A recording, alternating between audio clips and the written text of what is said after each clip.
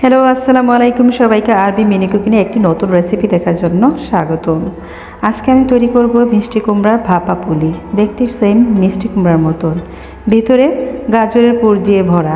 তাহলে দেখা যাক মিষ্টি কুমড়ার ভাপা পুলি তৈরি করতে কী কী লাগছে। প্রথমে দিয়ে দিচ্ছি পানি, তারপর পরিমাণ মতো লবণ, তারপরে দিয়ে সামান্য একটু তেল দিয়ে একটু নেড়ে দিব। একটু ফুড কালার দিয়ে এখন একটু নেড়ে দিব। তারপরে দিয়ে দেবো চালের গুঁড়ি, দিয়ে কিছুক্ষণের জন্য ঢেকে রাখবো যাতে গুঁড়িটা সিদ্ধ হয়। চালের গুঁড়িটা সিদ্ধ হয়ে গেছে, ভালোভাবে এটা মিক্স করে নেব। মিক্স করে এটাকে নামিয়ে নেব। নামিয়ে এটা ভালোভাবে মতে নেব। মতে একটা ডো তৈরি করে নেব। আমার ডোটা হয়ে গেছে, এখন এটাকে কিছুক্ষণের জন্য রেস্টে রেখে দেবো।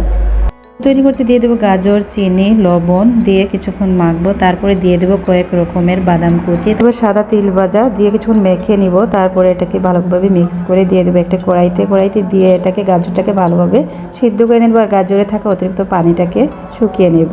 আমার এটা কমপ্লিট, এখন নামিয়ে নেব। রেস্টে রাখা ডোটা থেকে অল্প অল্প করে আমি একটু একটু করে নিবে এভাবে একটা ছোট আকারের মতন বল করে নেব। এটার ভিতরে দিয়ে দেবো পুরটা চারপাশ এভাবে চেপে চেপে দেবো, দিয়ে ভালোভাবে চারটার মুখটা সিল করে দেব।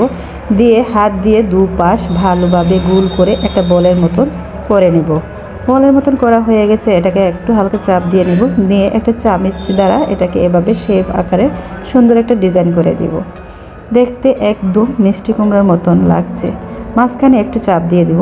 দেখুন কত সুন্দর মিষ্টি কুমড়া হচ্ছে। এভাবে করে আমার সবগুলো পিঠাও তৈরি হয়ে গেছে। এখন এটাকে 15 থেকে 20 মিনিটের জন্য ভাপে দেব। 20 মিনিট পরে ফিরে আসছি। আমার পিঠাগুলো পুরোপুরিভাবে কুক হয়ে গেছে, এখন এটাকে নামিয়ে নেব। যদি আমার রেসিপিটি ভালো লাগে থাকে তাহলে বাড়িতে ট্রাই করবেন এবং আমার ইউটিউব চ্যানেলকে সাবস্ক্রাইব করে ফেসবুকটা ফলো দেবেন। সবাই ভালো থাকবেন। আল্লাহ হাফিজ।